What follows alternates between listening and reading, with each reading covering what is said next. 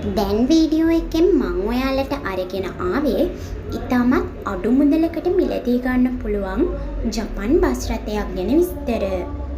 මේ බස් රථය ගැන විස්තර කරනවා නම් මේක 60 නම්බර් මැස්ඩා බස් රථයක්. මේකේ තියෙන්නේ මැනුවල් ගියර් වගේම ෆුල් ටයිප් එක ඩීසල්. මේ බස් රථයේ කන්ඩිෂන් ෆොටෝස් වල විදියට තියෙනවා.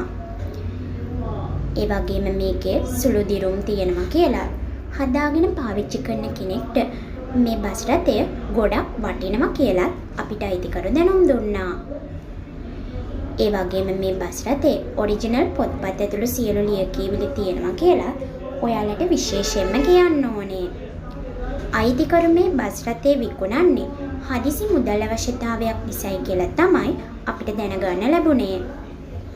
ඒක නිසා මේ බස් රථය 4,90,000ක මුදලකට විකුණන්න අයිතිකරු තීරණය කළා තියෙනවා.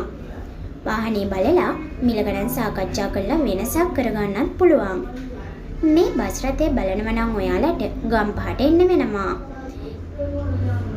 එමත් නැත්නම් 077යි 44යි 70යි 063 කියන දුරකථන අංකයෙන් බස් රථය ගැන වැඩි විස්තර සාකච්ඡා කරගන්න.